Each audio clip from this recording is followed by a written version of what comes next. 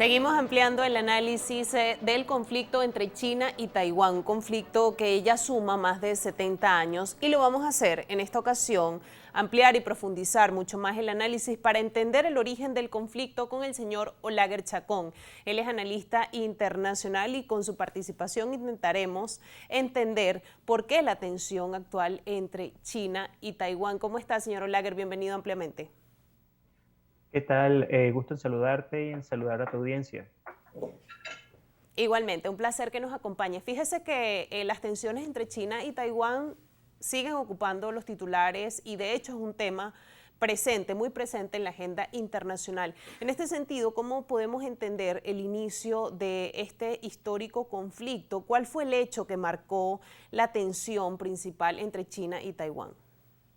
Bueno, para poder entender este conflicto tenemos que remontarnos a principios del siglo XX, alrededor de los años 30, cuando se dio la guerra civil china entre dos grupos, el grupo comunista, el Partido Comunista liderizado por Mao Zedong, y el Partido Nacionalista liderizado por Chiang Kai-shek.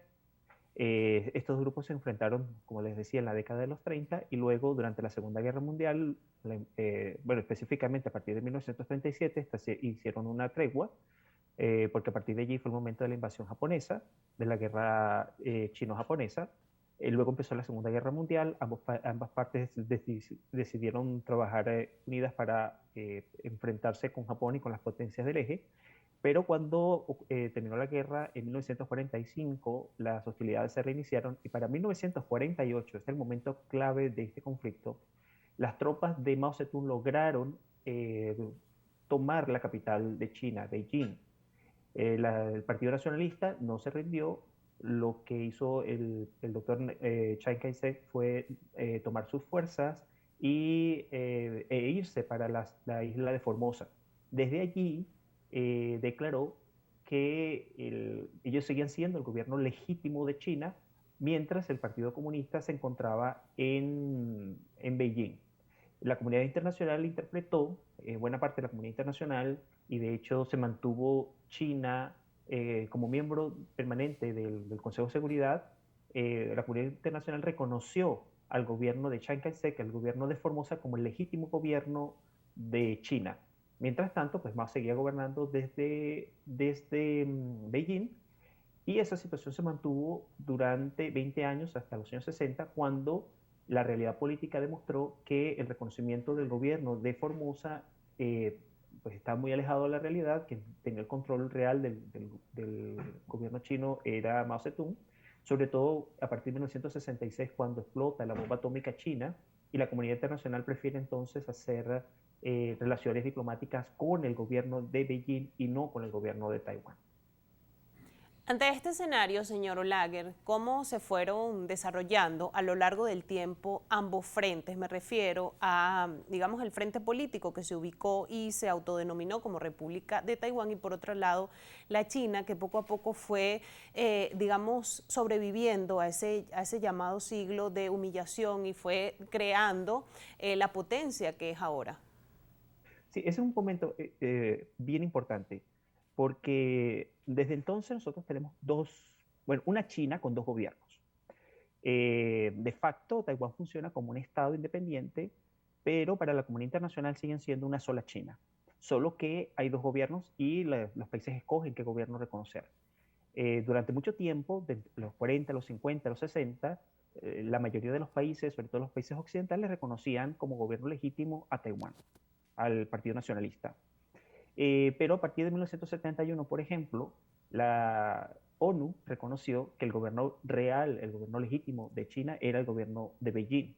Y a partir de ahí entonces Beijing tomó el asiento como miembro del Consejo, miembro permanente del Consejo de Seguridad y como miembro de pleno derecho. Eso es interesante porque desde el punto de vista externo uno pareciera que hay dos países, dos Chinas, pero desde el punto de vista del derecho internacional, y así lo reconocen los países, es la política, por ejemplo, de Estados Unidos desde ese entonces, existe solo una China, solo que los gobiernos deciden cuál de los dos gobiernos reconoce, Beijing o Formosa.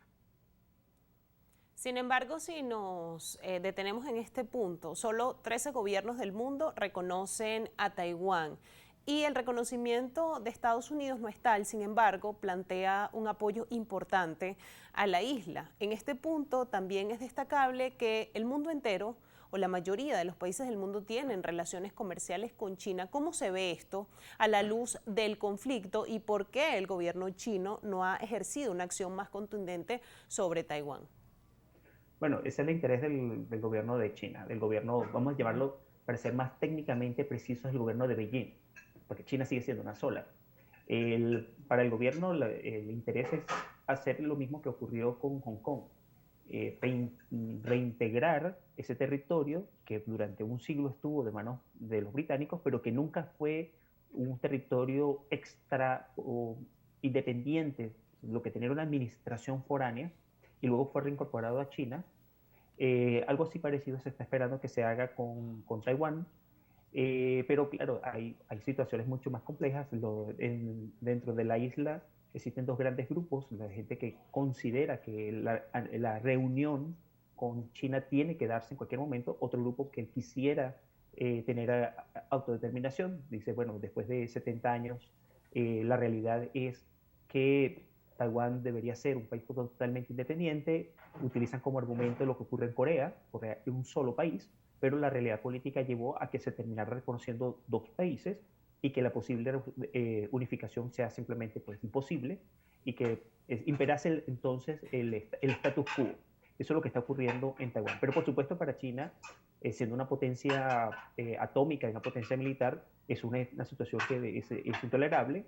Ellos consideran pues, que Taiwán es una provincia rebelde, pero sigue siendo una provincia, sigue siendo parte integral del Estado chino y eventualmente pues, ellos están haciendo maniobras, ejerciendo enormes presiones para lograr esa reincorporación.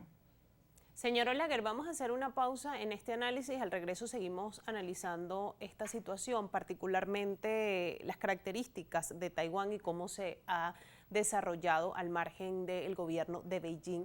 Hasta ahora estamos conversando precisamente sobre el conflicto entre China y Taiwán con el señor Olaguer Chacón, analista internacional. Vamos a hacer una pausa y al regreso seguimos analizando este tema en esta nueva edición de Ampliamente.